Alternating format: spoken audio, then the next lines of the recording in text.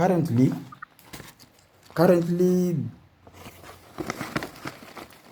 a lot of things are unfolding in the planet, and as I usually say, there's nothing wrong. There's nothing wrong in the universe. We are not getting any trials from any Satan or any devil. We are not getting trials from anyone. What we are experiencing is God. And many people do not know what God is, and they want to experience only the good side of God, which is very funny. If it is to experience God, we have to experience the totality of God, and that's what we are experiencing. We are experiencing the totality of God because God is the one who brings all the light and darkness, who brings all the good and evil. So whatever we are experiencing is the abundance of God. We are experiencing the totality of God. And some people will be in some perspectives that God has left me, or God has left us, but He has not left us. God has not left us. God is with us, not here with us. He is with us out of His love. He is with us through love. And this love, this is how it works. Love, this thing called love, is an energy that is not biased. And it is what God is. God is not biased. He doeth them all. Therefore, we are given this gift of love and another tool again of free will. Then how we are going to, out of free will, we decide how are we going to use this gift of love. Putting in mind that it is not biased. Where it is projected, it is where it goes. Love is the creative energy in the universe. Where it is projected, it is where it goes. That's why God says, I create all the good. I create light and darkness. I bring all good and evil. It is where this love is projected because it is not biased. When you are projected on a negative side, that is what is going to manifest big time. When it is projected to the positive side, that is what is going to manifest big time. And it is to individuals like me and you, and yet again, it is as a collective. Last time I was telling Sister Sheila that as a collective, your collective starts where? Your collective starts. If you have a family, that is your collective. Make sure the collective consciousness of your family has risen. It's not that others are ahead, others are left behind. Your collective starts with your family, comes to your friends, to the people you work around, to your estate. If you are living in an estate, there is a collective consciousness there. If you are living in a town, there is a collective consciousness. When you are living in a country, there is a collective consciousness. When you are living in a continent, there is a collective consciousness of the continent. And finally, there is a collective consciousness of the whole planet. Like currently, we had some elections in Kenya, and in elections, there is always a winner, and there will be losers. This is number one. And many people will be complaining that maybe the elections were manipulated. Maybe someone stole some votes. But the grander truth is that every experience, as this one we are experiencing it, as we are experiencing this one of maybe they were manipulated, this one won, this one is refusing. When we are experiencing this as Kenya, it is as a collective. And the reason why we are experiencing that, it is because whatever is we are experiencing in this reality which is unfolding is a reflection of who we are, is a reflection of our total collective consciousness. When someone or a contestant in the race says that the votes were stolen, it means that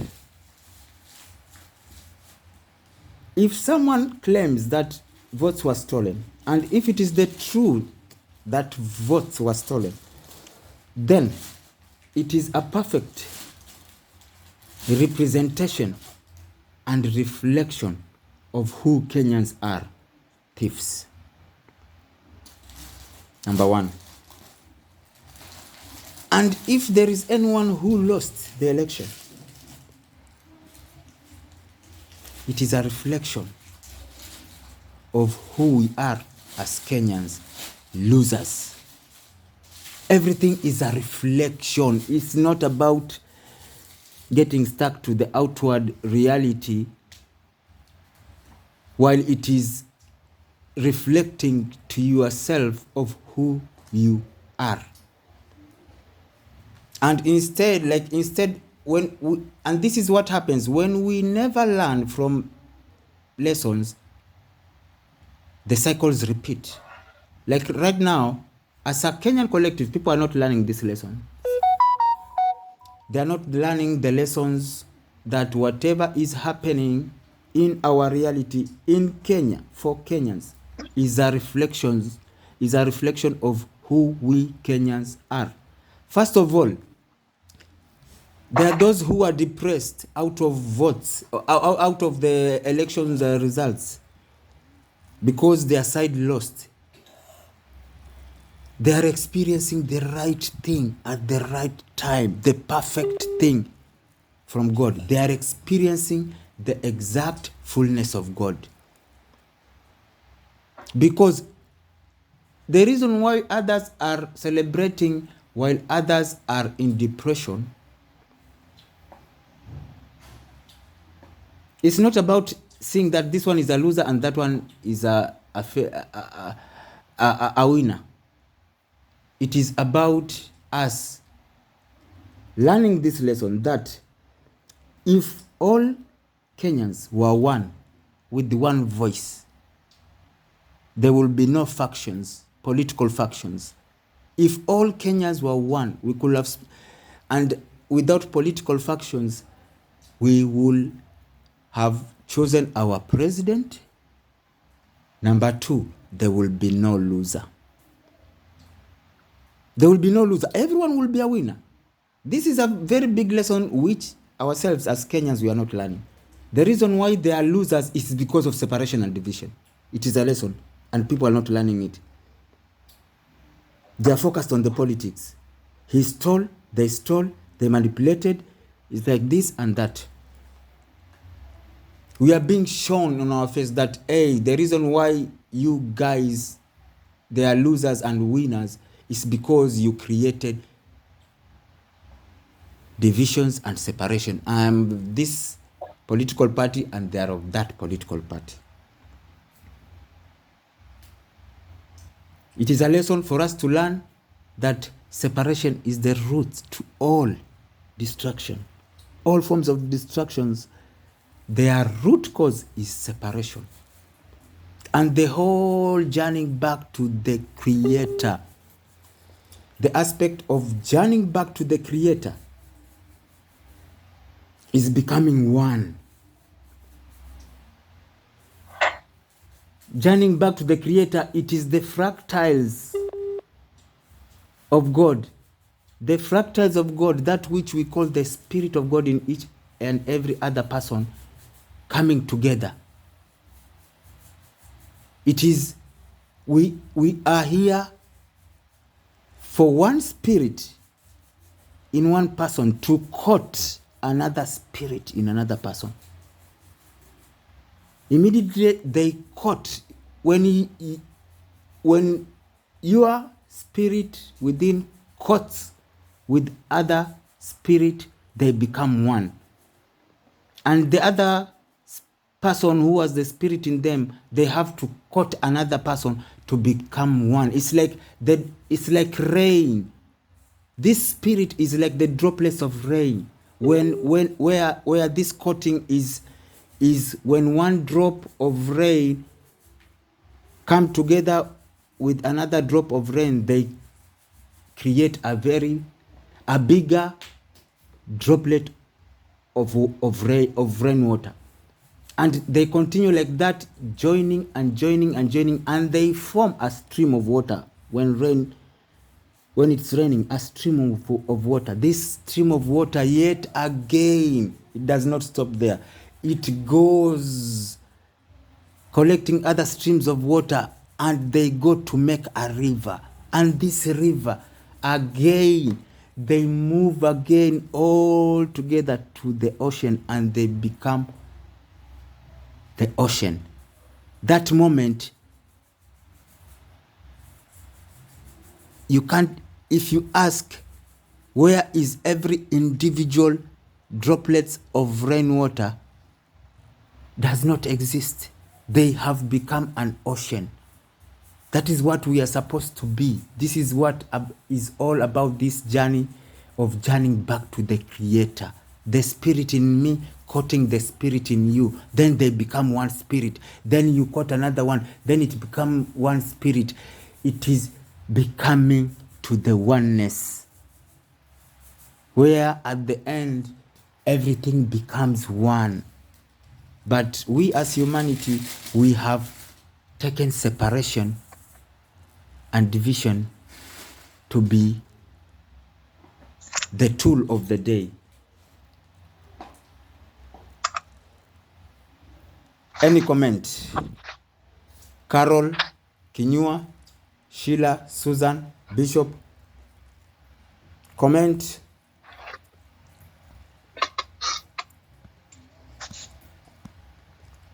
Bishop, my brother Bishop.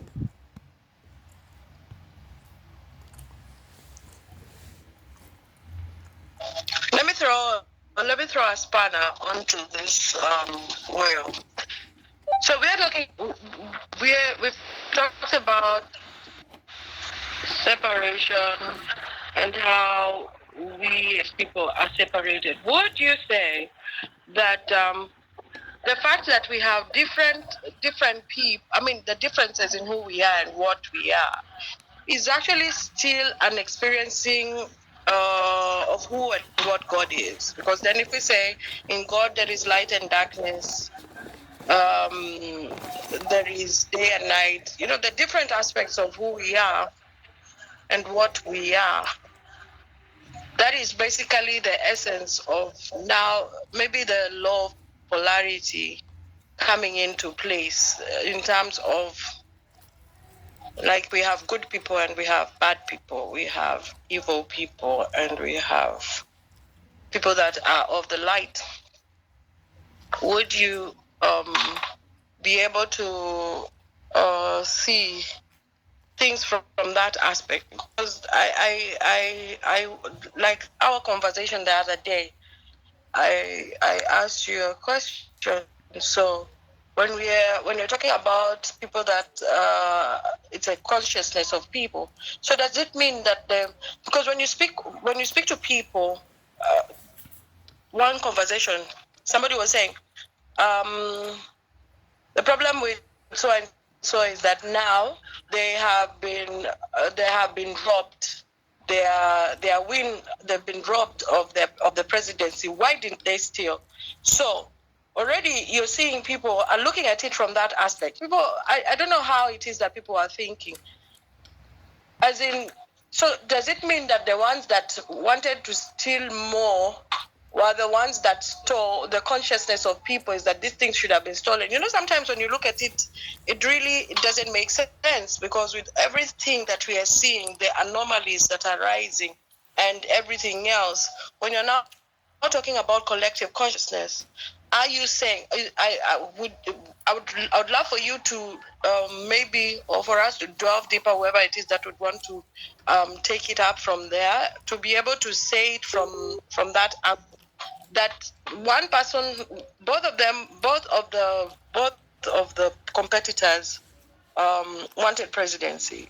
One is crying for, one is saying, beating the chest, and yet the anomalies that are there have tell a tale of itself. So when you talk about collective consciousness, in terms of one people saying this one should have been, these other people saying this one should have been. So does it mean that the collective consciousness for the one that is supposedly robbed of was lesser, and the one that robbed was more? Maybe we can delve deeper in that. Yeah, let me tell you one thing. Number one, there is nothing God is not. God lacks nothing. There is nothing God is not, and God lacks nothing. Everything is of God and within God and by God, and they are as God by themselves. Each and every aspect, everything and every circumstance. And when you say that when we are experiencing separation, are we experiencing God? The answer is yes, with capital letters and underlined. We are experiencing God. God is separation too. That's why he separated himself into fractals. But for the purpose of the fractals to journey back to him. And they can only journey back to him through these fractals becoming, wherever one fractal meets another one, like I said, the God in one person coats the God in another person, they become one, until all the droplets of rain, they become the sea. That is number one.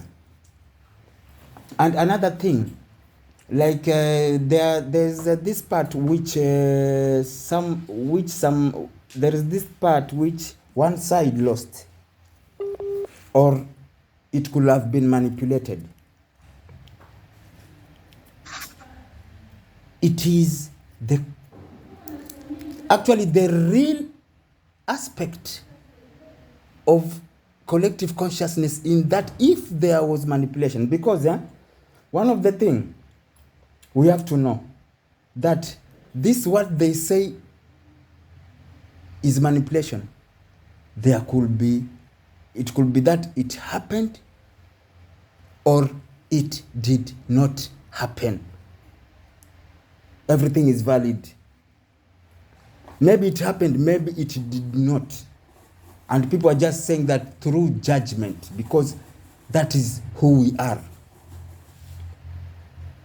So the greatest aspect there of the collective consciousness, which reflects Kenyans, who Kenyans are, is manipulation and thieves. This is what is that. This is, if they were stolen, then this is what is abundant in the collective consciousness of Kenyans.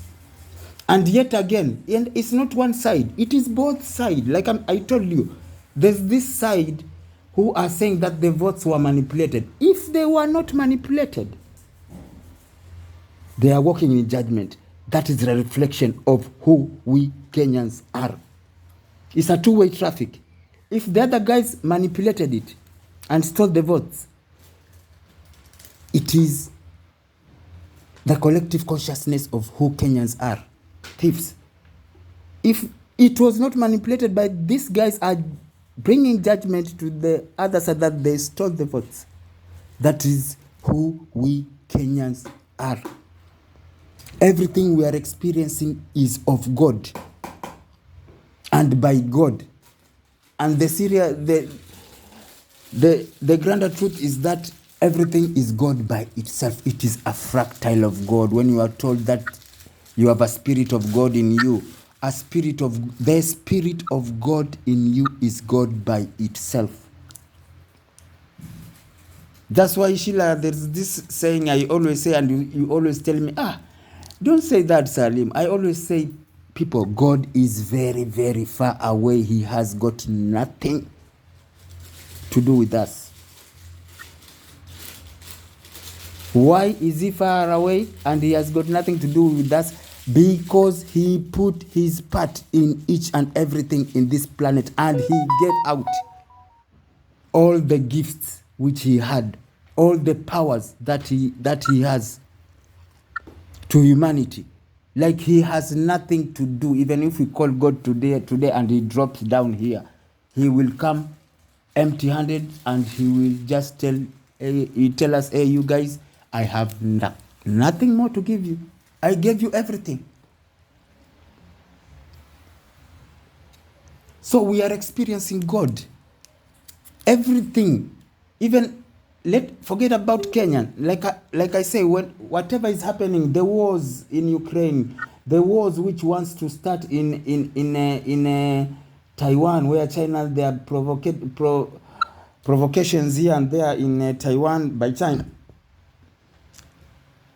All these things are happening. They are being revealed to us that, hey, human, you were born in darkness and you dwelt in darkness, and now there is plenty of light and you are being exposed of who you are.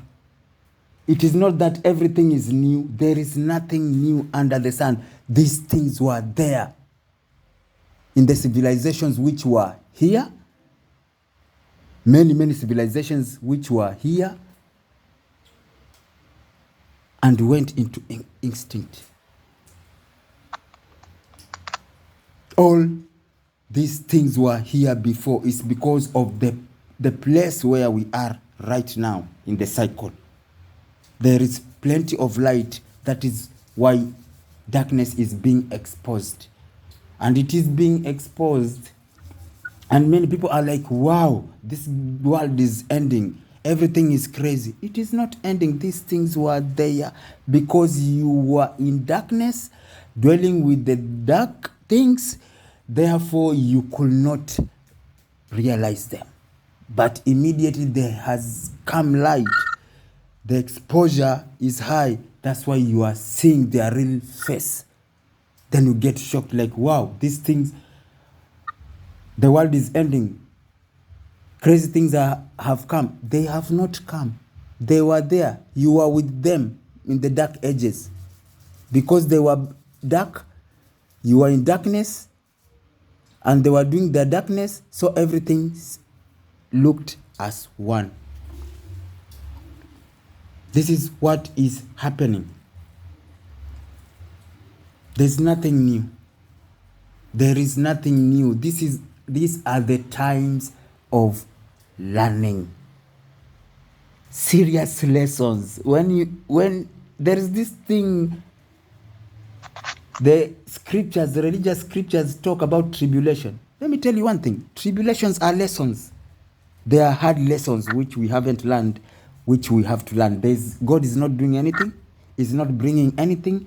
Everything which humanity is going to experience is of their own making.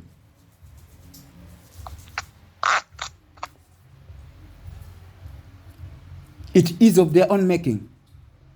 The civilizations which were here, and the problem is that, history has been hidden. Even what I came to realize, even what we call as the ancient tablets, they have manipulation in them. They were manipulated.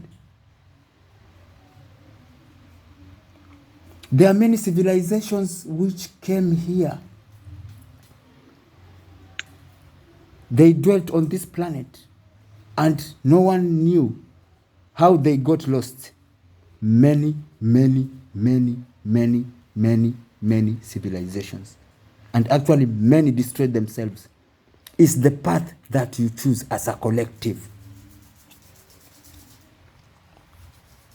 We can shift this planet overnight as humanity.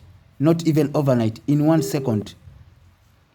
We can shift this planet to higher levels in 1 second as a collective. But we are destroying the planet slowly by slowly as a collective, because we do not want to understand. We are stuck to identities and appearances. We are stuck to titles. Like, let me tell you,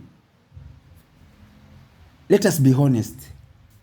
Okay, if you ask someone, why do you want to be a leader, or why do you want to be the president of a country, they will tell you that they want to bring changes, bring developments. It's bullshit. You don't have to be a president to bring changes. You don't have to be a leader to bring changes. You don't have to be nothing. You don't have to be nothing to have nothing. You are supposed to be yourself, like naked by yourself, to bring change in this planet. Because change starts with you. You can never bring change outside by manipulating the outside. Change starts with you. If you want this planet to be a better place, if you want this country to be a better place, you have to start the change. Change starts with each and every other person. This is how we bring change, and this is how we affect change. When you want to experience change outside of the reality, outside the physical reality, become that which you want to experience. Simple. What you want to experience, become that. And it's not about what the self-proclaimed gurus like me, who go around and telling people, hey, see God in every other person. Even I'm not supposed to tell people that. I'm supposed, for me, it's because we are just sharing, but I'm not supposed to go out and tell people, hey, see God in another person. Hey, see God. I'm not supposed to do that. I am supposed to become that. I am supposed to become the change which I want people to have, to become, and the outer reality to become. Instead of me going outside and telling people to see God in every other person, I should start seeing God in each and every other person and everything which is in existence. That is how you manipulate energies within to change the outward reality, becoming that which you want to experience. And some of the things are just but the state of mind. Like happiness. Happiness is the state of mind. You can be happy in the midst of chaos. It's a state of mind. There is nothing outside which can bring you happiness, joy, fulfillment, answers, and there is nothing. There are no answers outside. There are no answers outside, because the outside is the effect, the cause is within. The effects have no answers. They are the out results. And people are stuck to the effects.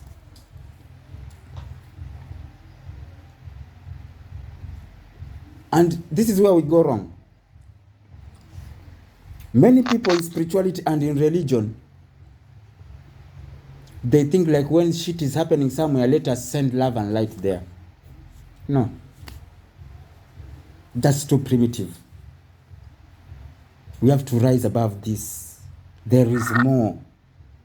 There is more. It's not about sending love and light The reason why I'm saying this bullshit, it is because if there is something happening in Ukraine and we want to focus on sending love and light,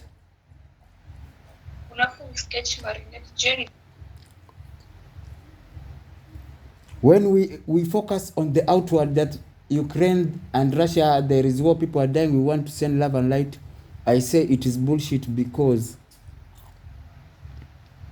nothing is happening outside of you. All that bullshit which is happening in Ukraine, Taiwan, it is happening within. Immediately, anything or any circumstance that is brought to your reality, immediately you become aware of something. Immediately you become aware of something. It has not been brought to your reality for entertainment purposes or to break you down. It has been brought to your reality to expose to yourself of who you are. Anyone who knows that there is war in Ukraine, anyone who knows that, immediately it becomes into your awareness that, hey, some guys are fighting somewhere else. Let me tell you, it is who you are. You as an individual. Forget about this thing is collective, and yet again to the down level, to the lowest level of individual persons. It is anything brought into your reality is not for entertainment, is not to break you down. It is to reveal to you of who you are as an individual and who you are as a human collective consciousness. That this is the level which you are, guys. Are you going to pull your socks, or what are you going to do? Let me tell you. Peace is a state of consciousness. This one people do not know. Peace is but a state of consciousness. Nothing can bring peace. You want Ukraine and Russia to stop fighting? Cultivate peace within you. Be at peace with yourself.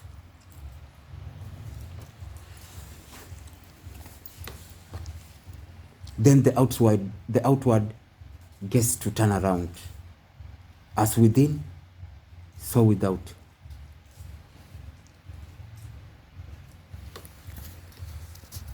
My brother Bishop.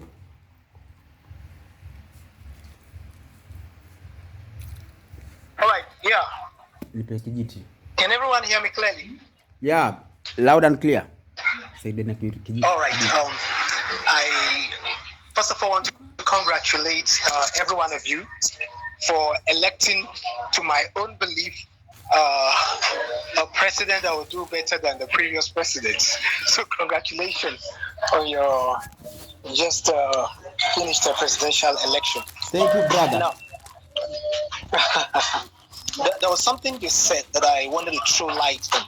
Now, number one, I want us all to understand that the collective consciousness of a people determine their collective destiny. The collective consciousness of a people determine their collective destiny as a people.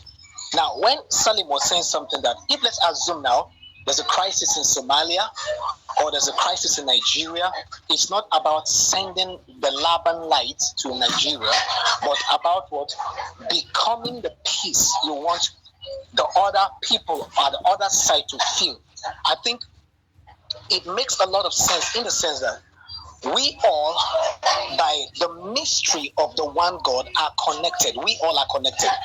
Wherever you are in Kenya, Nigeria, every person, we are all connected. So the only way I can influence a change in you is for me to become that change. So if I embody peace, me embodying peace creates like what? A vibration. it creates a pattern, a wave. It creates a wave that affects the other person on the other side. So I just wanted, like, okay, throw light to bring out what Pastor Salim was trying to say about don't just send the light, be the light. For example, now, if I'm praying for someone who is sick and I'm trying to heal the person, I think the best way to bring healing for the person is to feel the healing, is to become the healing. You understand? In feeling the healing, I no longer recognize the sickness the person is carrying. I see myself as the healing, and understanding the fact that what I and that person, we are connected, we are one. You understand? So if I know that but we belong to that one consciousness, and I feel healing, that upper person will begin to experience healing in his or her body also. And also to throw a little bit light on what Dr. Sheila said, I also understand, I also believe that diversity does not undermine oneness. So the diversity is a different way in which that one consciousness expresses itself uniquely through us. And I believe there's a difference between diversity and division or separation. So I don't believe they are the same thing. So I also understand the point from which Sheila was coming. The fact, yes, there is one consciousness, yes, there is one spirit, but that also that is just like a rainbow, or if you say a rainbow, there are different colors. Like scientists told us that the sun has several colors, different colors. But when we see the light of the sun, we see it as one. But if you use very advanced equipment, you begin to discover that the so-called yellow light or white light from the sun is of different color. There's yellow light. So that same one light, the diversity is the beauty of oneness. I believe strongly is the beauty of one. So I get like through that light. That is all I have to say. And thank you, Dr. Sam. Okay, thank you, bro. That one, that was a good one. Brother Kamau, welcome on board. Brother Kamau. Hey, brother. Yeah, How you guys doing? we good, bro. Good. Good. Yeah, thank you, brother, for telling it like it is, because most of the time we get caught up into the titles that we have created, or the things that we have created, get confused by them, and creating, everything that there is, we have created, right? For example, we can even go back in earlier systems where people, right, used to worship God or worship the sun, right? And that's all they knew at that time, or that's what they believed, or that's what they created. They knew this is who God is at that particular time. Or you had an era where you had certain people were circumcising women, right? And they knew, hey, this is the good thing. This is what they do. Or you had other people that were enslaving other people, right? And they created all these things thinking that these are good things, or these are what they're supposed to be doing.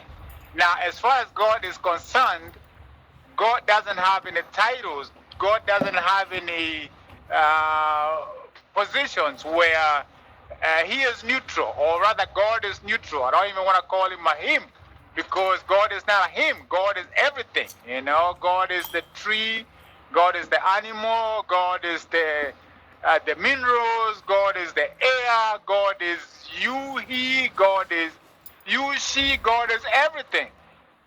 So being neutral, he is also everything. Anything that you can think of, anything that you want to be, right? If you want to be a killer, you activating God. That's the God that you're activating, right? If you want to be a rapist, that's the God you're activating. If you want to be evil, that's the God that you're activating. If you want to be good. That's the God that you are activating. So it's upon you to activate which God you want to be or which God you want to see. Right? Whatever energy that you activate is what's going to show up. And that's the God that you're going to create. And it comes from as simple as the thoughts. Your own thoughts are going to create your reality. Again, for instance, the situation now going on in Kenya with these things that we have created. Remember, we created this. Before even these systems were there was other systems that we had created also, right? And we kind of move around different systems. Once we think this is the better system, that's the better system, right? So now we are in this election system or having a president or having multipartyism. Remember, there was one time we only had a one party, right? So there was no, people competing. But eventually they went away. We became multipartyism, which is what we have now. And along the way, we created, or people came up with ways to get, to get over others, or to get better, or to be better by manipulating things, or bribing, or being corrupt, or whatever you want to call it, or stealing. So they kept on going. Again, it started by a thought, right? A few people started thinking this way, then they started implementing it, so it became the reality of the community. So now everybody is doing it, right? In some way or fashion. You are in it, whether you like it or not. If you are living there, or if you're around this type of environment, it's going to affect you. It's going to make you engage in it unless you remove yourself out of the environment, right? And what I'm saying is, if you are, for instance, in Kenya, with all the corruption and all that going on, you're going to find yourself in a situation where you will engage in it, whether you are bribing somebody or whether you are stealing or whatever, right? So all this is the collective consciousness that we have been creating. So even up to now, this is all we know, right? This is what that is known, that, hey, this happens. So in the back of everybody's mind, they're creating, oh, there's going to be some rigging in the election. Or the election, there was some rigging, there was some stealing, right? Again, this is something that we have created. And now we are seeing the reality of it. Again, if we go to the basics of it, you even have heard people say that in God or in creation, there was the human and the spirit. That's all there was. One human and the spirit. God and the human. Now, everybody else is the reflection, or it's the same, this one person, right? Experiencing life in a different form. We are not different. We are the same exact thing, but we are experiencing life in a different form. Or you are me and I am you. There's no two of us. There's no separation. It's just that the other one is choosing to experience whatever it is that they are choosing to experience in a human form. It's the same exact spirit in their human form. However, their human form is choosing to engage, or is choosing to activate whatever it is that they want to experience. And that's why, again, they say there's only one human, right? And the Spirit of God is in this human, but it's divided in different humans that are experiencing. The same God is experiencing whatever it is that you choose to experience. Again, today, if you choose to go kill somebody, that's what you choose. If you choose to go help people, that's what you activate. If you choose to go rape even children, that's what you activating. There's no good or bad. There's no evil or righteous. It's all the same thing. However, we use titles to give the actions or whatever it is that we decide to activate, we give them titles, whether it's good or bad, righteous or evil, or whatever you want to call it. And again, this thing don't have any limit. It's infinite. Again, God is infinite. It's continuously evolving, continuously expanding. So there's no end to it. As a matter of fact, what we have experienced so far is so tiny compared to what else we can experience. So imagine everything that we know of or is known of is a speck of what else there could be. And again, there's no ending to it. So whatever else that we decide to do, right? Like for instance, back in the days, right, for people to rule over a place, they'll come over and just kill everybody, or they'll just take over the place, right? And that's how the rulers became. If I come over and conquer you, I become your ruler, and you obey me. There wasn't no elections. There was no casting ballot, or this is the leader you want. No, they came, they conquered, and they took over. Right? But we have moved away from that, right? And now we are here now. And again, you hear people say, oh, this is so bad. And now, remember what I just explained about how it used to happen. So remember, or think about if you were living in those days, or the slavery days, where they'll come, take you, enslave you, right? And you work for them.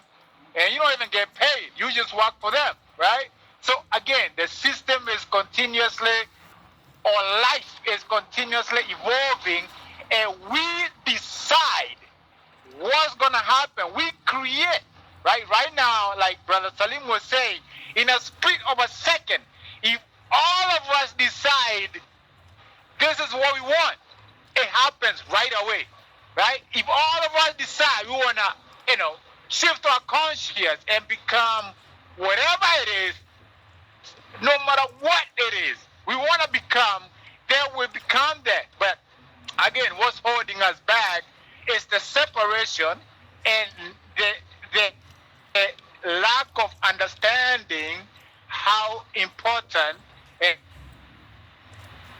how again the collective is you bring all these other yous together, agreeing with all the human body, right? They have different sections. And again, and that's how life is. They have different sections. So again, you and the others might seem different, but it's of the same thing. It's of the same unit. If your mind was not agreeing with your body, you become sick. Right? You are now well. But if everything was in harmony, your mind was right? You be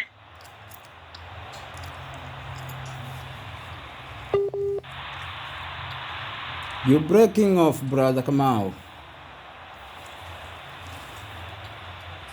He broke off. Let me continue from, let me just hold that space for him and add to this, that whatever Brother Kamau is saying, whatever Brother Kamau was saying is that there was, originally there was man and spirit. Therefore, we have,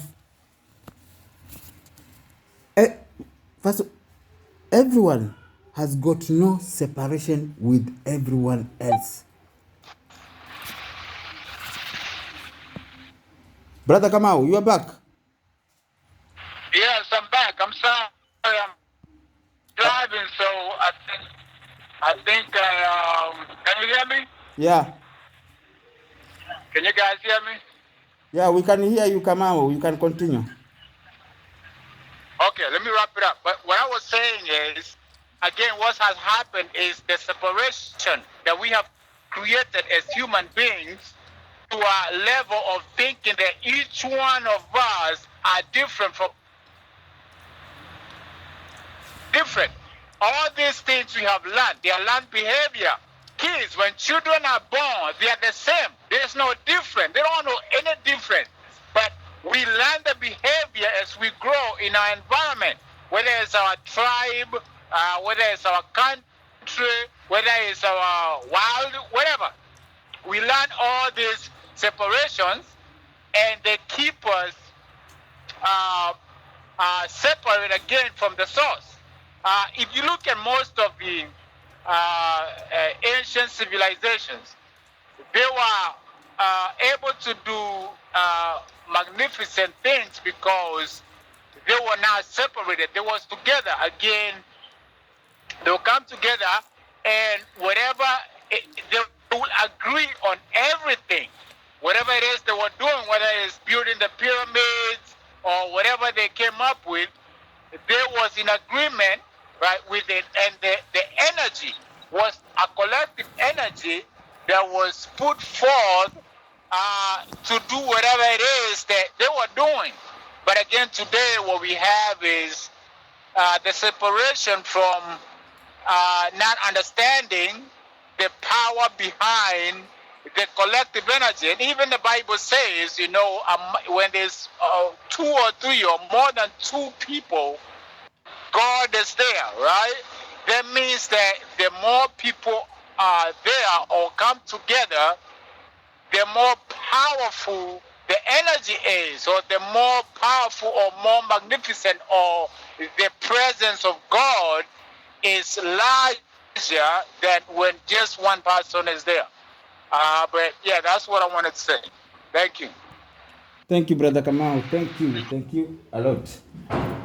I'd like to put an emphasis on one point which you spoke. You said that every other person is not separate from you. Every other person is your other self. This thing, we have to walk with it everywhere, the same way we are walking with our purses and our wallets.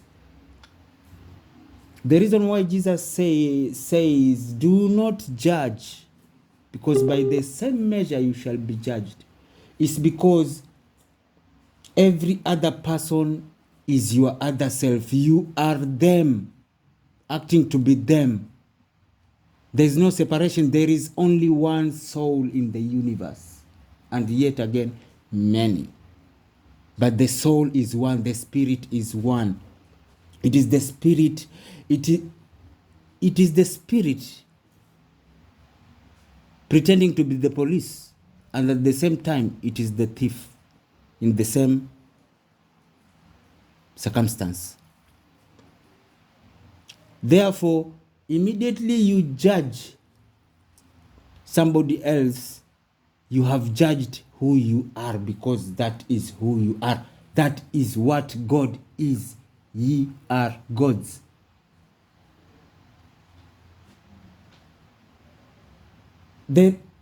And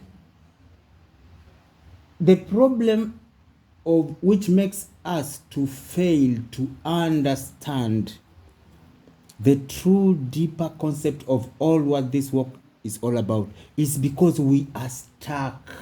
People, I'm telling you, we are stuck to the outward in one way or another. Everyone, even those who think they are deep in spirituality, everyone is stuck outside. The outside is crazy. Let me tell you one story. When Jesus was inside the temple,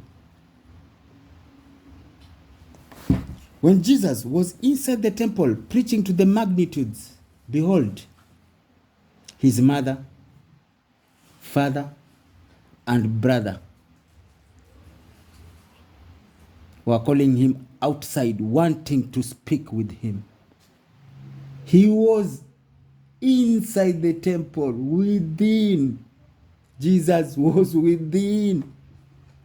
But these things we are attached to, the things which are called, the very things we have put close to us and we are attached to them, the physical thing, the mothers, fathers, and the brothers are the ones calling us to get out of the temple to go outside. This is what Jesus' mother, his father Joseph and his brother were outside of the, they were not even inside, they were outside. This is what the outward is. It is crazy, and it can mislead you. One aspect can be negative and you will create another negativity out of that. There is a theft there, then you create hatred and anger on top of that. That is what the outside does. It explodes everything.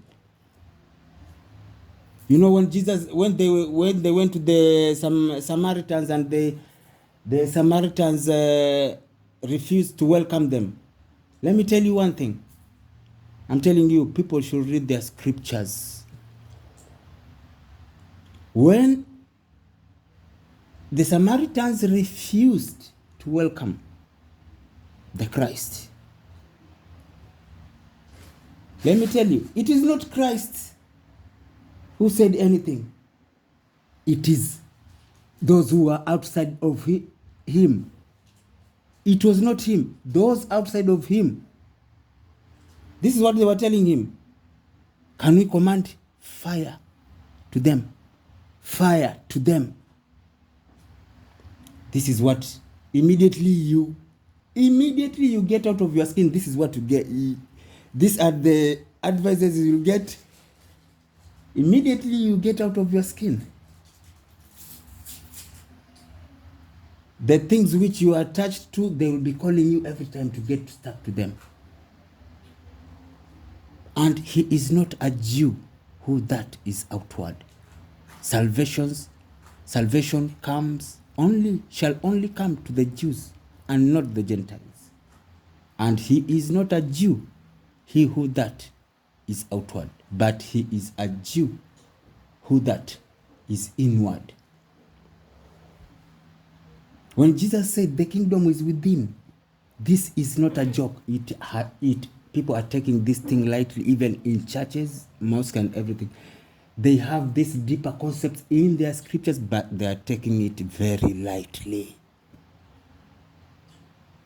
When Jesus said the kingdom of God is within, it is the real truth, and it is the deepest truth, and it is the only truth that exists. And if there is something outward happening, like when there is separation. Like Sheila asked, if there is separation and we are dwelling in separation, are we also experiencing God? And I said, God, there's nothing God is not. This is what happens. The reason why God creates light and darkness, the reason why God brings good and evil, he brings the darkness and evil for you to come to the realization of what you are not, so that you become what you are to be. In the absence of what you are not, what you are does not exist. It is about balance.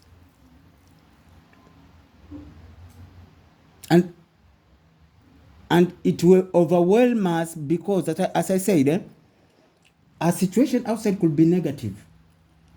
And out of that negative situation, we bring forth other negative energies around that. The energy is one negative. We are supposed to come to the realization of that we are not that, so that we know what we are. We get stuck to that. Even the people religious and spirituality, like, they stole, it is a sin from God. Oh, this darkness is falling into Kenya, this and that. And then this is what it brings. The theft out of,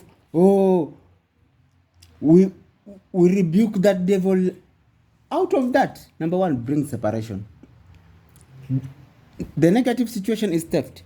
You create separation out of that, the religious and spiritual people. The other people, there is create division. Spiritual and religious people, they create separation out of that. Political people create anger and hatred out of that.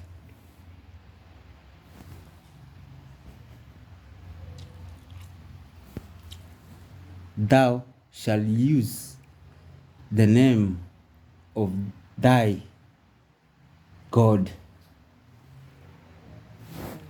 in vain. That is how we are using the name of the Lord God in vain. And we are being held guiltless. Let me tell you, this is what happens. There is no book where sins are written and good deeds are written. To God, He finishes the business with you here. He holds you guiltless. Therefore, we get to experience that.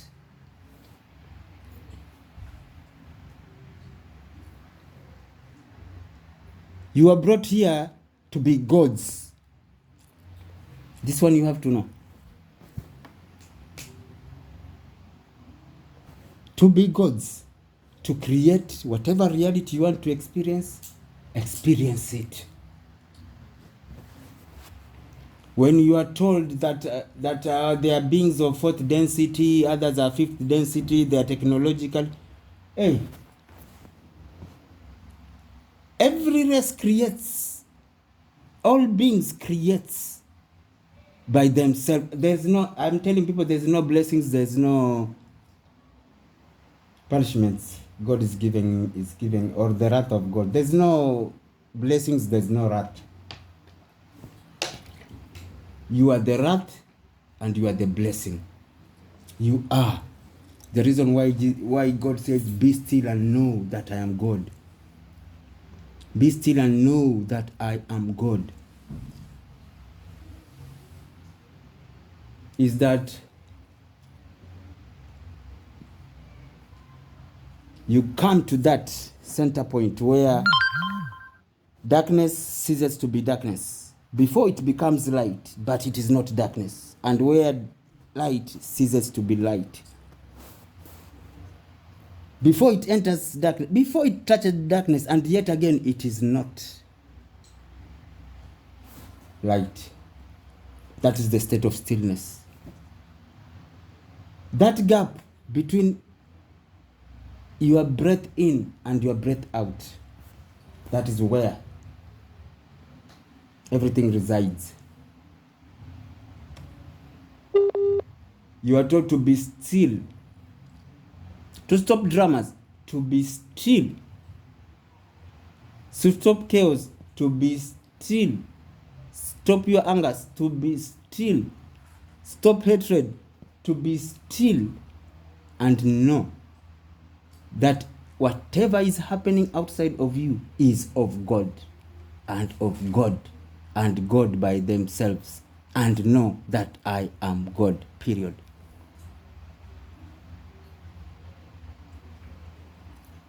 Everything is God. Let me tell you, everything is God. To your wallets, to your soaps, to your sanitary pads, everything is God.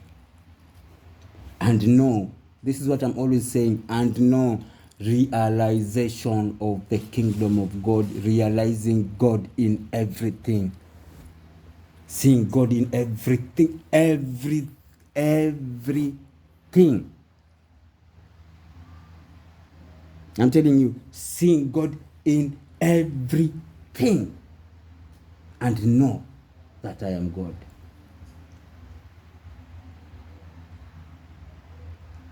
Your physical mind to come into one agreement with the higher mind, or the mind of Christ, which sees everything as God with outside. Surpassing your physical mind, which judges this is bad and this is good, to come into resonance with the Christ mind, which sees everything as God. And therefore you participating to your outward reality, like you are participating to God. This is the Holy Trinity, the higher mind, the physical mind, and your outward reality all becoming into one resonance and accord. And the resonance should not be of the physical mind. The higher mind is the one which takes precedence. It sees everything as Christ. Therefore, with your physical mind, you should always acknowledge and realize everything is Christ and participate to that reality outward. The Holy Trinities, to fall into that stillness, because stillness is everythingness and nothingness. It is the gap, that gap between everythingness and nothingness.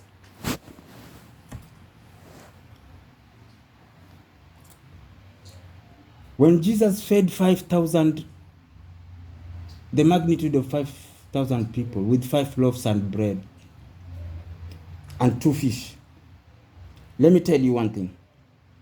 The 5 loaves of bread are your 5 physical senses. How you are addressing your outward reality through your 5 physical senses. The 2 fishes,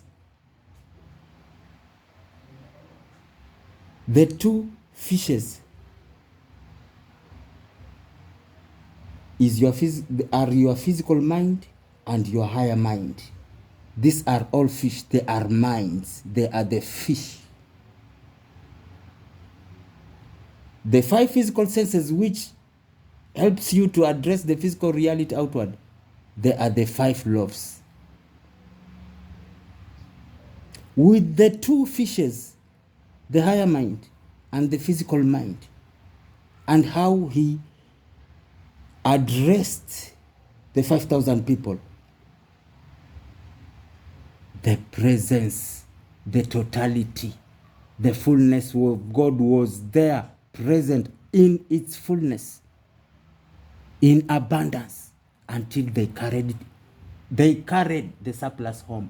Wherever they reached, everyone was blessed. Wherever they reached, everyone was feeling the light. Wherever they reached, that is the Holy Trinity, 3.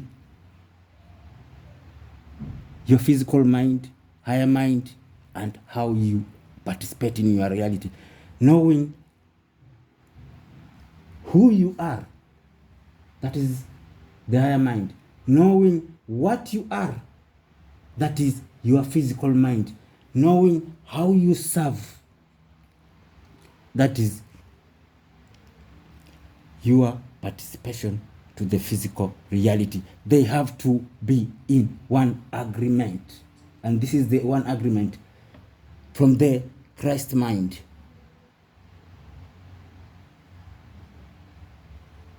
The Christ mind sees everything as Christ. Therefore, even your physical mind, you should walk with no judgment and separation and anything. You should see everything as God, and therefore participate everything like you are participating to God. This walk is not easy.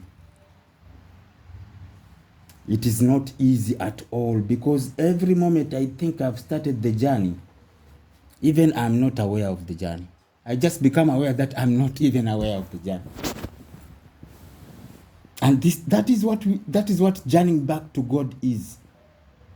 When I say your spirit, the God in you, to court another God, the God in another person and becoming one, that is how you participate. Outward reality. Courting the God in each and every human. Listen to me. Courting the God in you. Courting and becoming one with each and every human. Each. Let me tell you. Each. This work is hard, eh? When some people are getting stuck on the way, respect them. They are trying. It is hard. Let me tell you, it is a hard walk. We've got a long way to go. It is a very hard walk. That's why nowadays, for me, I appreciate everyone even if they just take a step and sit down, they are perfect. At the end of the day, all droplets of water will become the ocean. At the end of the day, we will become one with God.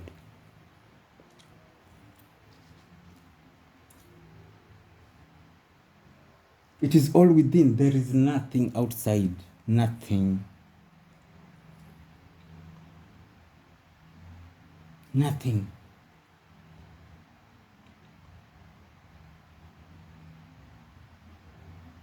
And this within. Everything we have been taught, we just running up and down. I am running away from religion. I'm spiritual now. I don't go to church. I don't read the Bible. Let me tell you, not unless these things are written in your own religious texts, which now you are running away from. Not unless you become like the little ones. Not unless you become like the little ones. You shall never even see the kingdom passing by.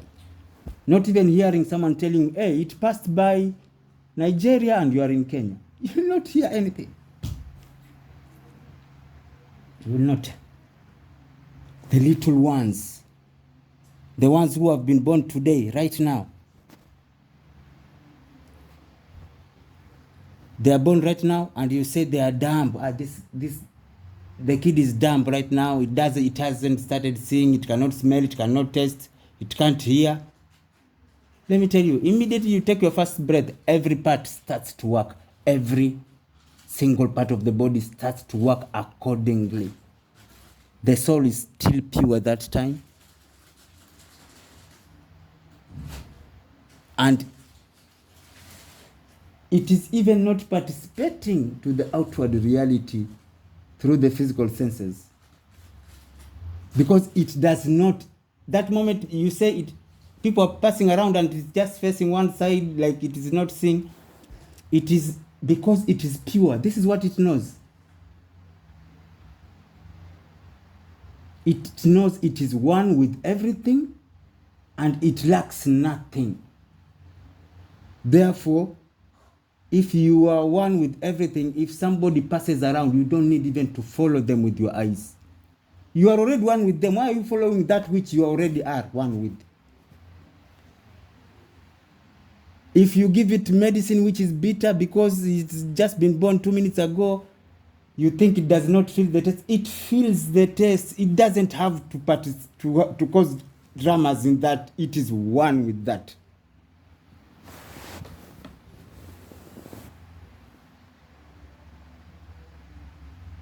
It's only attached to this physical reality through the breath. It's only breathing through the breath. Spirare, spirit, through the breath. Not unless you become like the little ones. Within, there is, okay, let me tell you, if I say there is nothing outward, I'll be lying. The reality is that there's something outward. And we are not supposed to deny the physical reality. Let me tell you one thing. Do not deny anything. When I'm saying do not get stuck outward, it does not mean that you deny that. I say you participate with love. You have to participate like you're participating to God. You have to participate that like you're participating to God. This is what the seeking of God is. We are brought here to reveal and to expose God in everything. That is what seeking of God is. He is playing hide and seek, and he is hiding himself in everything.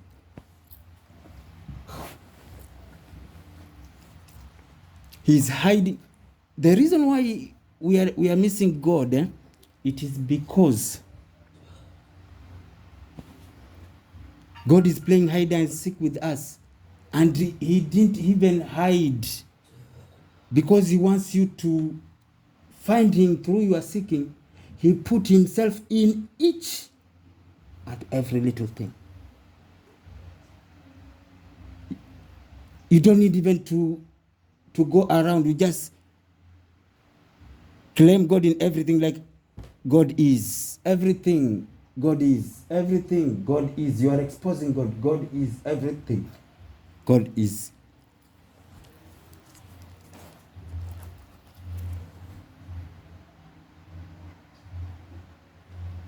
Even in places where your physical mind deceives you that this place is full of darkness, God cannot be here.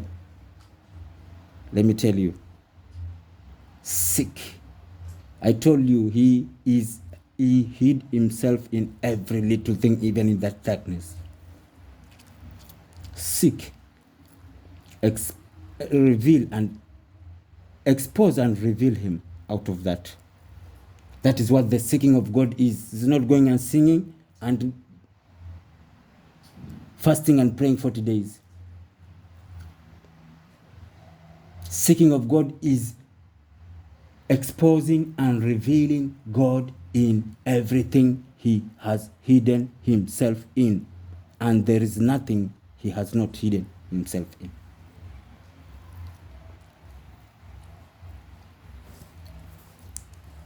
I'm telling you, this work is very hard. People say, will think like, Salim, let me tell you, every day morning I'm waking up and I'm like, wow, when am I going to start this journey? And I like the way where is it Bishop? We said that no one is righteous. Like, let me tell you, even that word righteousness does not exist. God is. God just is. All these titles, God don't, let me tell you, titles are nothing. If you know you are, you are. You don't have to be a president to bring change to Kenya. Wherever you are, Sheila, Susan, Carol, where you are, you can affect change than the president of this country. In this, it doesn't need anyone to know you, even you exist. Let alone the title, exist. To make this Kenya a better place, to bring change in Kenya in the next 5 years. You can do it, and you are not a president. You could be a beggar and a homeless person, and you could do that. You are much grander than you have been taught. And these dramas of outward, they are not here to break us down. They are not here to make us to get stuck outward. They are here as catalysts to awaken us to the grander truth of who we are. We are not the reason why they are bringing us down is that we are getting stuck to them. We are not supposed to get stuck to them. We are supposed to come to acknowledgement of that which is already in existence. Acknowledging it. If it is of darkness, bring light into it. Participate with love into it. Claim the God in it. This is how we bring changes. You claim the God in it. If it is darkness, or if it is someone negative, it's not about sending them fire. And it is claiming that which is within them, claiming the divine. And when you claim the divine, it rises. It shall never fail you. It rises. Let me tell you. I'm telling you, people think that when you call God, he does not show up. Let me tell you, God shows up every moment you call. This one, I can tell you 100%. Any moment you call upon God, he shows up. He shows up. And he shows up because we are blind and dumb. We miss him. out of our own perceptions, out of our own intellectual mind. God always shows up. Whosoever shall call upon the name of the Lord shall be saved. This is the grander truth, 1001%. Let me tell you one thing. Immediately you are alone, even if you are doing meditation, immediately you call upon the Spirit of God in me. Make me feel loved. It will show up. Spirit of God, anywhere, even if you are doing what, Spirit of God, give me a sign. It will be shown to you, but because you have eyes, but you don't see, it always passes. The sign always passes. People, listen. Seek God.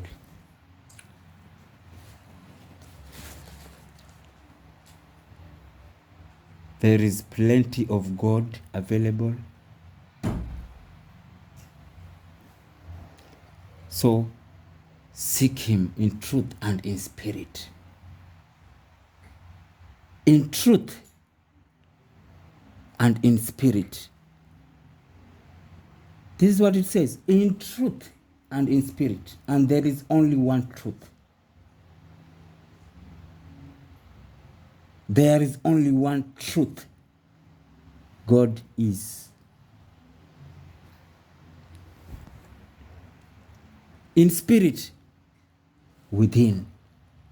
In truth and in spirit, God is within.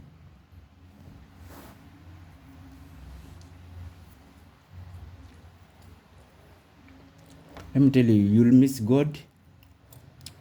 If you ask anyone if right now you ask anyone, how did you experience God today? People will start thinking. That is how primitive we are. Tell me how you experienced God today. Someone will start thinking, what is that thing I experienced God? That is why we miss God. People will think, how did I experience God? I went to town, I reached safely, I experienced God. Stupid testimonies. There is nothing God is not. There is nothing God is not. How did you experience God? From the first moment you open your eyes, the first breath was God. When you open your eyes, it was God. And everything around you, you saw God in that. That is what seeking of God is.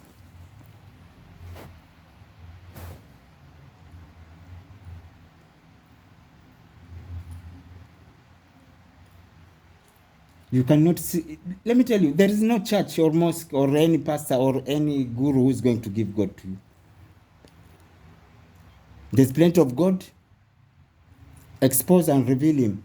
Go to the next. Expose and reveal Him. Claim the God in everything, and God arises. Claim the divine in everything, and everything becomes divine.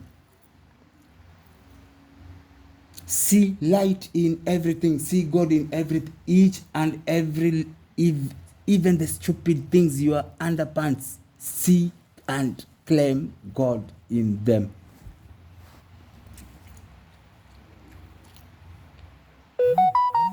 Start seeking God in everything, claiming God in everything. See how your reality changes. That is how we affect our outward reality, by claiming the divine. Because the divine is that which love is. It's not light and darkness, and yet again, one with them all.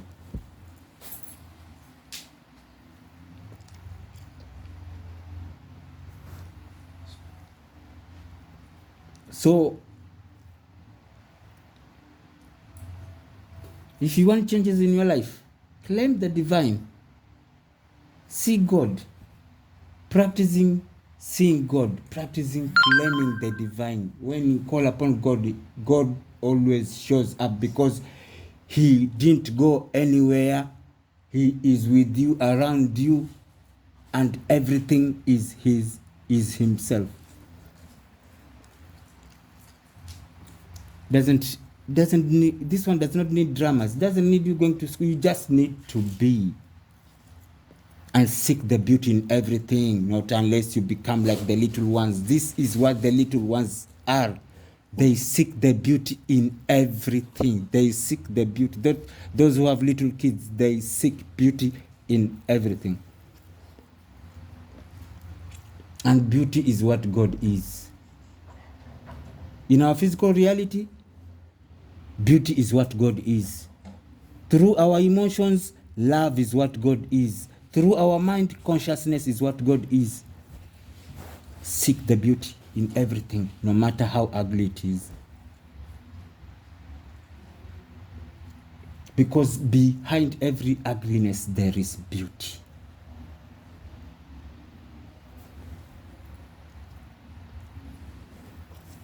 As simple as that.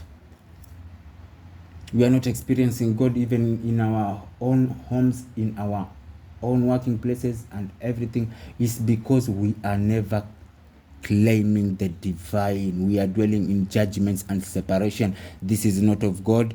That is that group. This is that. Separation is the route to destruction.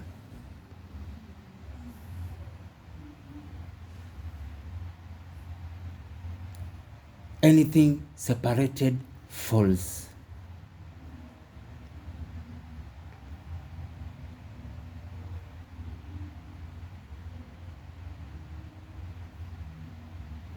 That is how hard this work is. We are trying.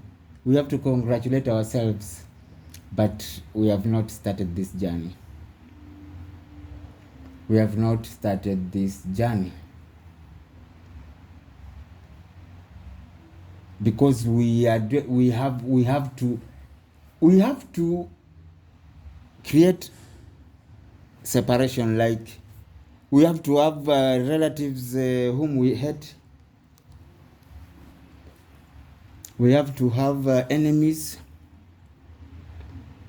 people who we hate, tribes, and this tribe or that tribe. We have to have classes. We have to have religions.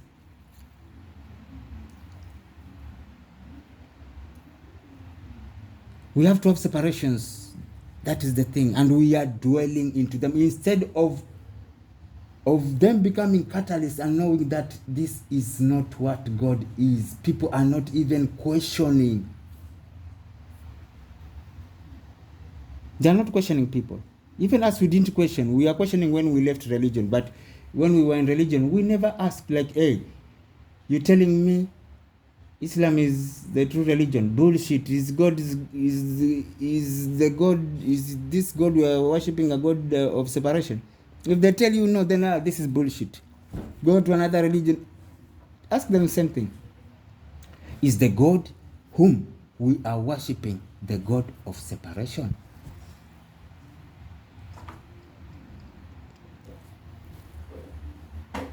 They'll tell you no, it's not a God of separation, it's oneness.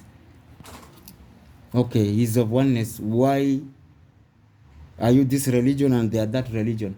And you don't believe in what their books say?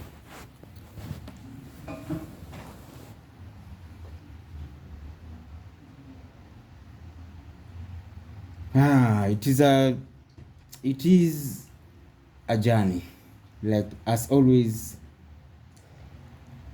Queen Sheila, she likes saying this is a journey. It's a journey because it is a journey. And this journey, everyone takes their own pace.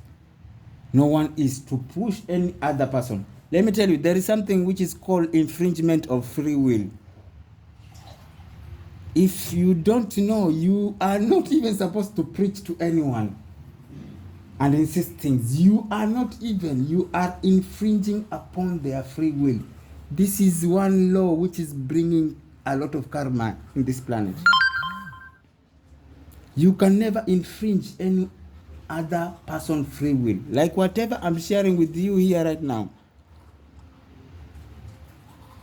are concepts and opinions to that level of consciousness which I have reached.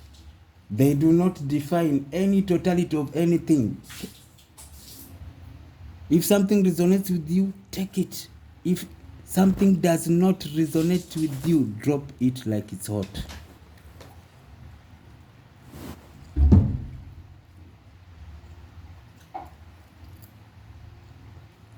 This walk has got a lot of things which we are yet to learn about. There is much to the reality which we have to learn about. We are yet to learn about. And many, many more. No one knows nothing, but immediately you think you know, you have limited yourself. And I stop there. Any comment before we close? Sheila, Carol, Bishop, Kamau, Suzanne.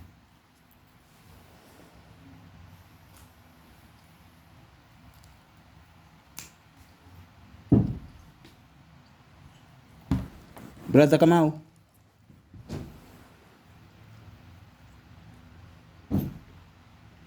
Brother Kamau. Hey, brother, give me 1 second. Yeah. I'm Okay. listening. Good.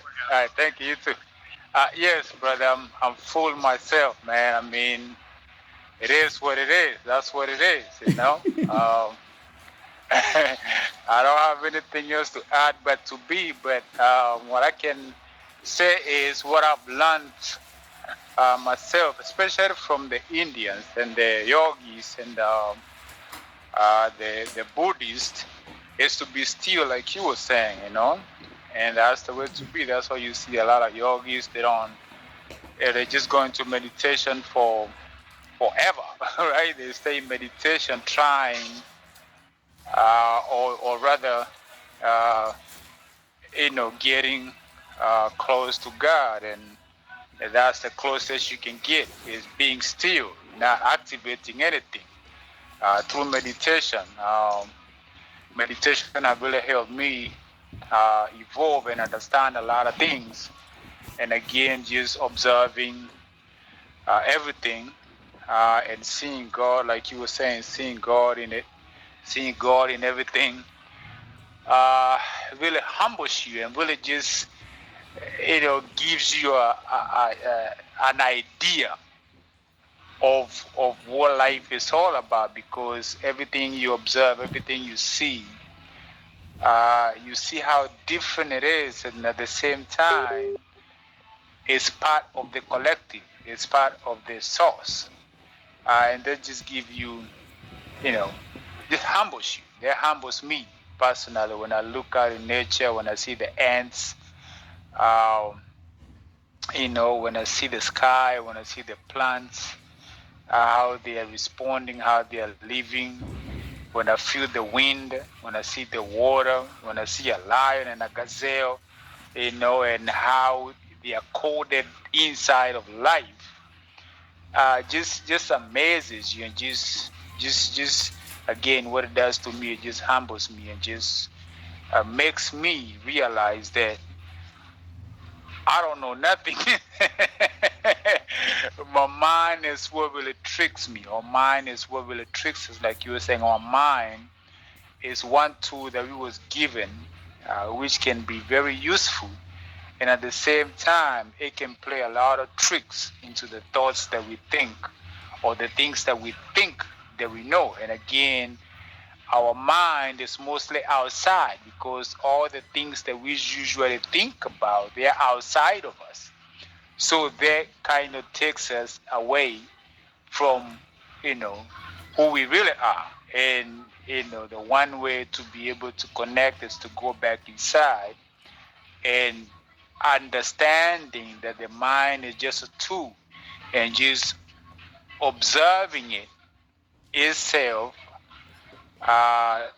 you know, not letting it rather make you think that that's all you are. It's your thoughts, because more people really think that all they are is their thoughts. They think that they think they think that's all there is, or that's what life is all about. Is everything that they think about, or everything they hear, or everything they feel, or everything they touch, or the senses, the five senses that you talked about, and the two minds, right? You got the physical mind and the higher mind, right?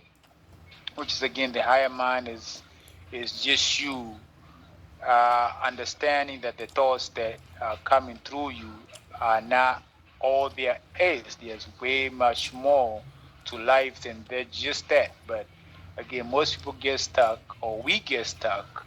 I'm a victim of myself. I get stuck in my own mind, and I have to catch myself. Like, wait a minute, well, what am I doing? What am I thinking? And then I have to kind of use the breath, like you said. The spirit is very important. The breath is a spirit, right? And to disconnect, or to kind of um, get past the hump of being stuck, I usually use the breath to be able to get out of it. And that usually helps me. And again, meditation has really, really helped me be still, or be able to identify the different aspects of life, and what is real, what's an illusion, and all of it, realizing that it is it's a contribution of everything, or it's there as a tool, or most of them are just tools to help you maneuver life as it is now, and not to get stuck or to dwell in anything. And being still has really, really kind of activated me, or rather taken me to the next stage, the next level. I mean, this it's a never-ending journey, like you said. And again, once you move from one stage to the other, you can see what you left behind. At the same time, the possibilities are just limitless. There's so much possibility past that. Once you start experiencing those stages, and you know that it's never ending, because it's always, like you said, you wake up in the morning, you're like, oh my God, there's so much more to it. You think, wow, this is it. Then something happened, like, oh man, that was not it at all. It's something else. So again, being stuck is one place that we are all suffering from. However, if we continue to put the effort to kind of free ourselves from being stuck into the matrix, or being stuck in the illusion, or being stuck in anything, then we see the possibilities, and we experience life as a whole, as a full, without again giving it titles, identities, identifying, separating, separations, but understanding as a whole, and being part of it, and embracing and accepting all of it. But thank you so much, brother, for everything, and all your contribution, and everybody who was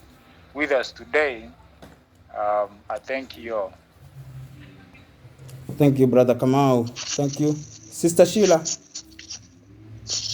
I think what I would like to add on to the issue of the mind and the thoughts that keep on, the sabotage that we have in terms of the thoughts that keep on coming in and waylaying us in the quest of pursuit of God or divinity or this entity that is out here, is just to encourage us that not to resist. Many a times you find that when you're in that state of being, or when you are breathing, or you're in your present moment, as you dwell within, or as you draw within, you find your mind wandering. And when you find your mind wandering, what you have to do is to try and just don't resist the thoughts, don't fight them, but acknowledge them. You know, you acknowledge them, you sound them out. And when you sound them out, when you are actually like, okay, now I realize this is what you're doing, you're actually causing me to stray, go into that, okay, you're causing me to avoid this. So you acknowledge it. When you acknowledge it, you declare it, but even more specifically, you now bring yourself back to the present moment and to the place of consciousness to be able to say, so that's where you are taking me, but as of now, the more you find yourself doing that, the stronger, I keep on talking about the neural paths and neurons, the stronger that command center becomes.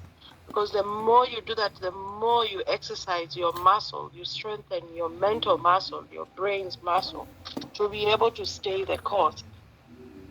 Encouragement to anybody that is probably starting this journey. And then you're feeling like, no, every time I start, I'm not able to continue, I'm not able to finish. I find myself getting waylaid with thoughts. I find myself getting overwhelmed with thoughts. You have to just remind yourself that, look, acknowledge the wandering, acknowledge the thoughts, acknowledge the straying.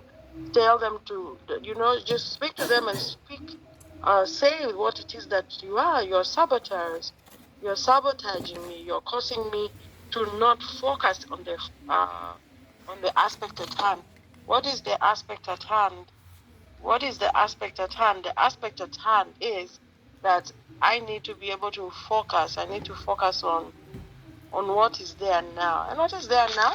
What is there now is that I need to be in my present moment. So you keep on bringing yourself back to the present moment. And as you bring yourself back to the present moment, you plug in again. So the more you do this, you realize, and then yes, the book of tomorrow talked about the breathing. You can practice breathing, you can practice tuning into where you are. You can practice just to hone your mental muscles or the brain muscles when it comes to staying the course or staying the path. You now just align yourself into your present moment by being in your present moment. You breathe, you hear yourself breathing. You can place your hand on your heart and feel yourself go up and down just to bring you in the now, so that then you avoid veering off. So just to encourage someone, and the more you practice or the more you stay in that state, the stronger you realize your mental muscles become, and the longer you are able to stay on that path or stay the course when it comes to meditation or being in the present moment. So that's just for those of us. I know I used to struggle before, and I reached a point where I would really, really get frustrated until I realized, no, don't beat yourself up.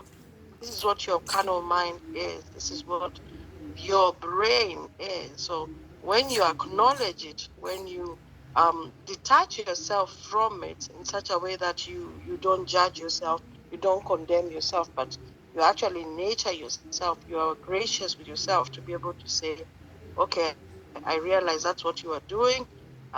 You're trying to cause me to move away, but right now this is what I need to do. So you bring it back into the present moment, and then you grow through it. So, and then the other thing is that now that we're talking about how we can be able to change, can we harness and take advantage of the ability to change the environment that we are in? When you look at the country the way it is, if you're looking at Nigeria, I have quite a number of friends, covenant friends on your end, Bishop. You look at Nigeria, you look at some of the places like in the US, what is going on in some areas with all the madness that's there. When you're looking at Kenya, when you're looking at Africa, can we now take the challenge of just focusing?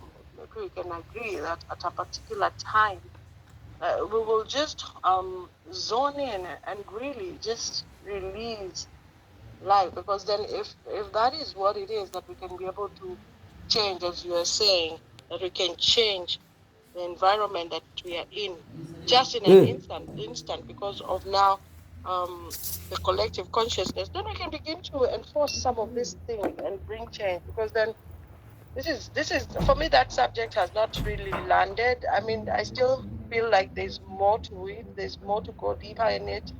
Because then I'm like, then are we trying to say there are no people that would want positivity for Kenya? You know, there are no people that would want. I mean, it's just it hasn't landed for me. So I will still leave it.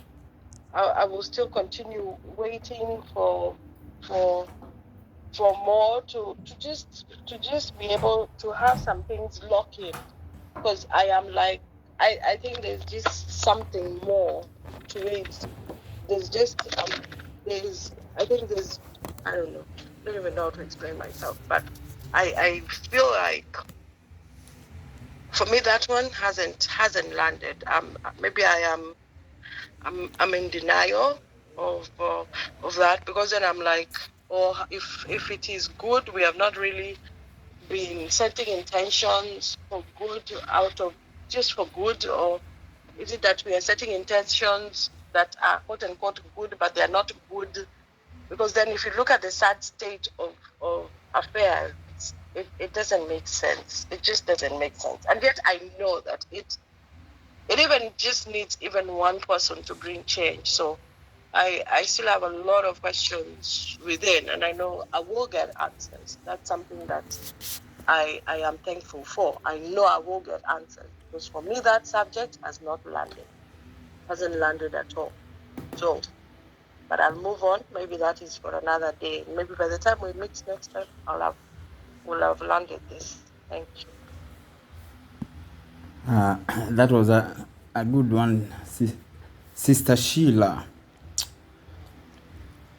It has not landed. It will land, as you said. It will land, and you will understand that you could be setting good intentions, but the outward, it could seem like it's still going more crazy. But let me tell you one thing. You are contributing too much, and it's not in vain. There is change. It's going to be crazy. It's going to be crazy. This is just whatever we are experiencing. They are just highlights. It's going to be crazy. It's going to be crazy.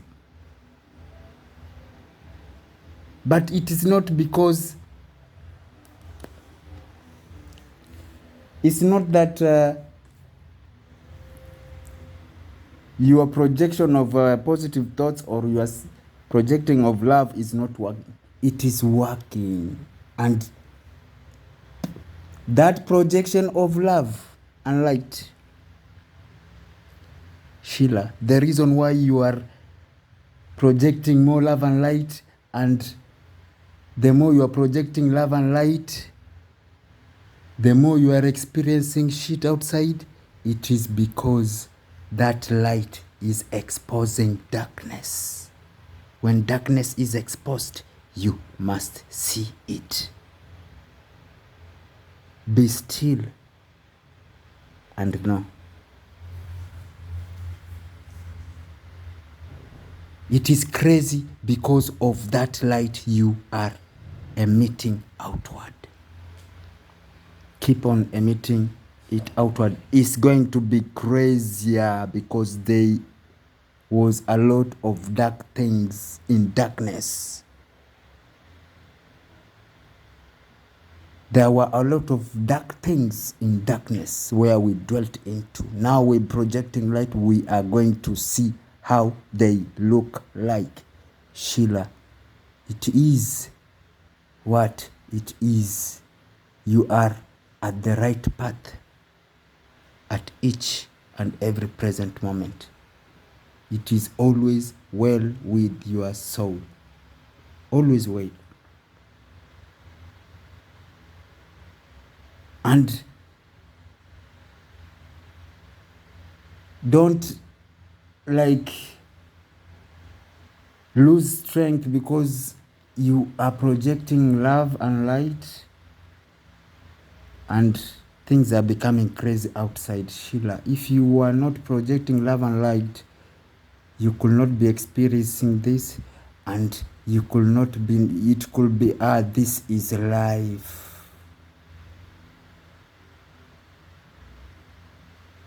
You could be dwelling with this all darkness. People are killing one another. It's life. After they finish in Russia, Congo, they will start. This is what this is life. You could be residing them, but right now, to you,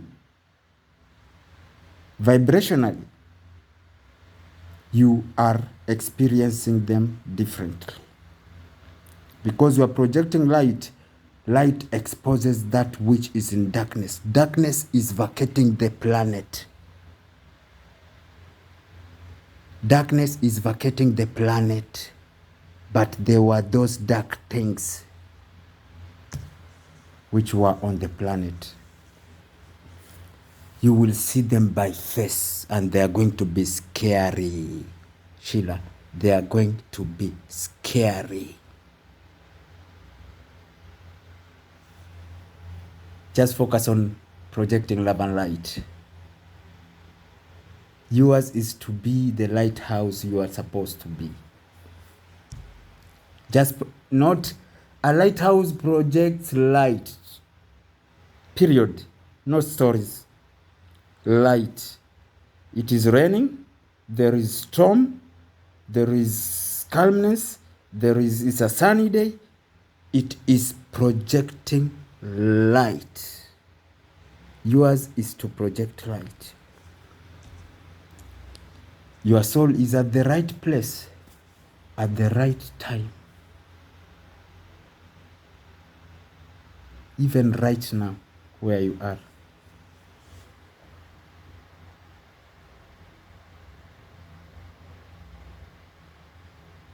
So be the light, that which you want to be, Sheila.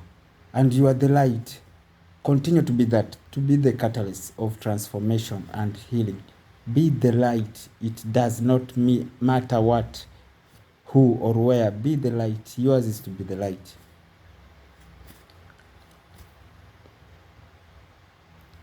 And for that, I celebrate you, Sister Sheila. Actually, I wanted to celebrate you from yesterday, but let me celebrate you today. I don't know why I should celebrate you. Like from yesterday morning, I should celebrate you. I should celebrate you. And the birthday, your coming birthday.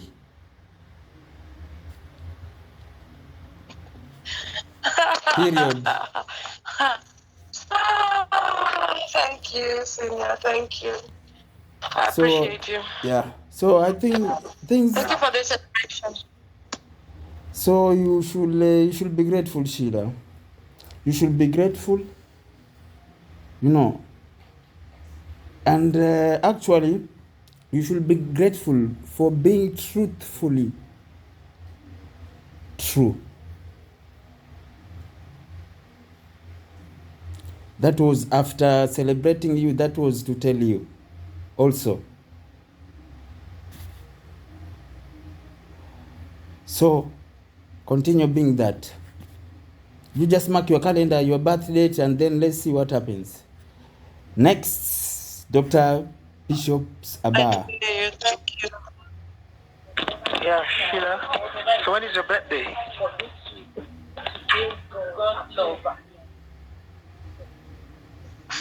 I'm turning 50 on the 19th. Of December. All right.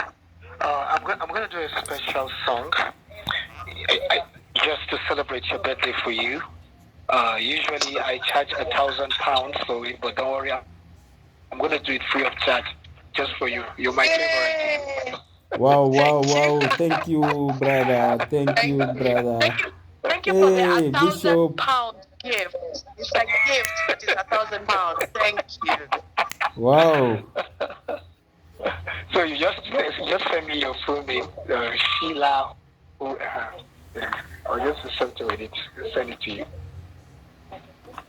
Oh, that is So, that one is very And wonderful. Apostle Salim, I don't know when are we going to have Dr. Kamar to talk to us about native, herbs and natural things we need to do about health. I think there was a time he did something like that. I was really blessed by it anyway. Yeah, actually,